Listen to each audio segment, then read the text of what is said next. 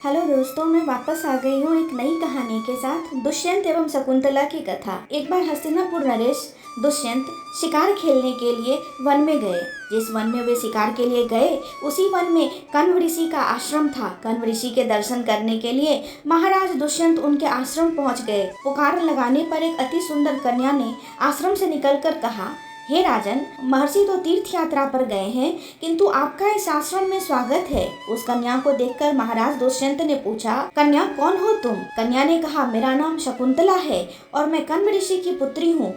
उस कन्या की बात सुनकर महाराज दुष्यंत आश्चर्यचकित होकर बोले, महर्षि तो आजन्म ब्रह्मचारी हैं, फिर आप उनकी पुत्री कैसे हुई? उनके इस प्रश्न के उत्तर में शकुंतला ने कहा, वास्तव में मेरे माता पिता का नाम मेनका और विश्वामित्र है। मेरी माता ने मेरे जन्म होते ही मुझे वन में छोड़ दिया था, जहाँ पर शकुंत नामक पक्षी ने मेरी रक्षा की थी, इसलिए मेरा नाम शकुंतला पड़ा। उसके बाद कण्व ऋषि की दृष्टि मुझ पर पड़ी और वे मुझे अपने आश्रम में ले आए। उन्होंने ही मेरा भरण पोषण किया। जन्म देने वाला, पोषण करने वाला तथा अन्न देने वाला, ये तीनों ही पिता कहलाते हैं। इस प्रकार कण्व ऋषि मेरे पिता हुए। शकुंतला के वचनों को सुनकर महाराज दुष्यंत ने कहा, शकुंतले, तुम क्षत्रिय कन्या हो। तुम्हारे सौंदर्य को देखकर मैं अपना हृदय तुम्हें अर्पित कर चुका हूँ।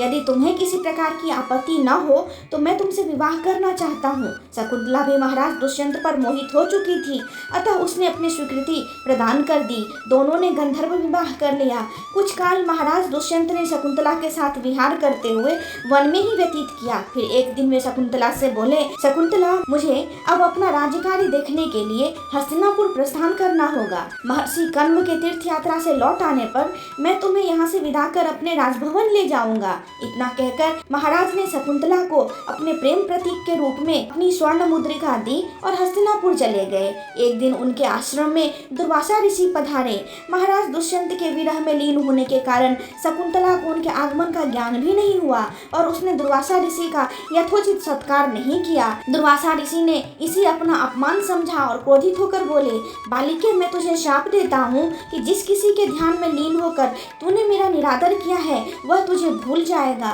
दुर्वासा ऋषि के शाप को सुनकर शकुंतला का ध्यान टूटा और वह उनके चरणों में गिरकर क्षमा प्रार्थना करने लगी। शकुंतला के क्षमा प्रार्थना से द्रवित होकर दुर्वासा ऋषि ने कहा, अच्छा, यदि तेरे पास उसका कोई प्रेम चिन्ह होगा तो उस प्रेम चिन्ह को देखकर उसे तेरी स्मृति आ जाएगी। महाराज दुष्यंत के सहवास से शकुंतला गर्भवती हो गई थी। कुछ काल पश्चात कण्व ऋषि तीर्थ यात्रा से लौटे, तब शकुंतला ने उन्हें महाराज दुष्यंत के साथ अपने गंधर्व विवाह के विषय में बताया। इस पर महर्षि कण्व ने कहा, पुत्री, विवाहित कन्या का पिता के घर में रहना उचित नहीं है। अब तेरे पति का घर ही तेरा घर है। इतना कहकर महर्षि ने शकुंतला को अपने शिष्यों के साथ हस्तिनापुर भिजवा दिया। मार्ग में एक सरोवर में आचमन करते समय महाराज दुष्यंत की दी हुई शकुंतला की अंगूठी, जो कि प्रेम चिन्ह थी, सरोवर में ही गिर गई। उस अंगूठी को एक मछली निगल गई। महाराज दुष्यंत के पास पहुंचकर कण्व ऋषि के शिष्यों ने शकुंतला को उनके सामने खड़ी करके कहा, महाराज,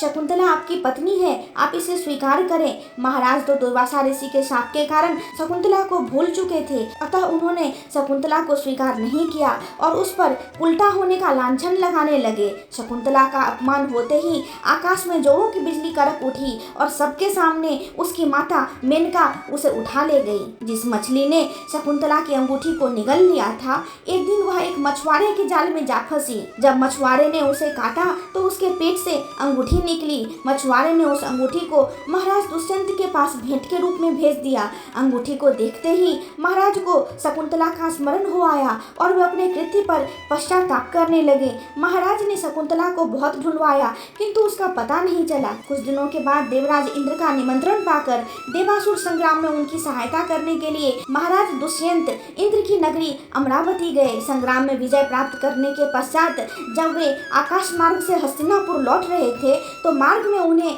कश्यप ऋषि का आश्रम दृष्टिगत हुआ था। उनके दर्शनों के लिए वहां रुक गए। आश्रम में एक सुंदर बालक एक भयंकर सिंह के साथ खेल रहा था। मेनका ने शकुंतला को कश्यप ऋषि के पास लाकर छोड़ा था तथा वह बालक शकुंतला का ही पुत्र था। बालक को देखकर महाराज के हृदय में प्रेम की भावना उमड़ पड़ी। वे उसे गोद में उठाने के लिए आगे बढ़े तो शकुंतला की सखी चिल्ला उठी, हे भद्र पुरुष, आप इस बालक को न छुएं, अन्यथा उसकी भुजा में बंधा काला डोरा सांप बनकर आपको डस लेगा। यह सुनकर भी दुष्यंत स्वयं को न रोक सके और बालक को अपने गोद में उठा लिया। अब सखी ने आश्चर्य से देखा, बालक की भुजा में बंधा काला धागा पृथ्वी पर गिर गया है। सखी को ज्ञात था कि बालक को जब कभी भी उसके पिता अपने गोद में लेंगे, काला धागा पृथ्वी पर गिर जाएगा। सखी ने प्रसन्न होकर समस्त वृतांत शकुंतला को सुनाया। शकुंतला महाराज दुष्यंत के पास आई। महाराज ने शकुंतला को पहचान लिया।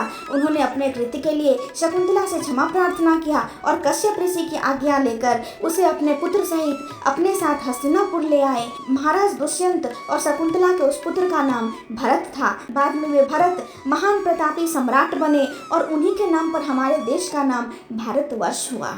दोस्तों, आपको मेरी कहानी कैसी लगी मुझे कमेंट में ज़रूर बताएं और चैनल को लाइक, शेयर और सब्सक्राइब करना ना भूलें। धन्यवाद।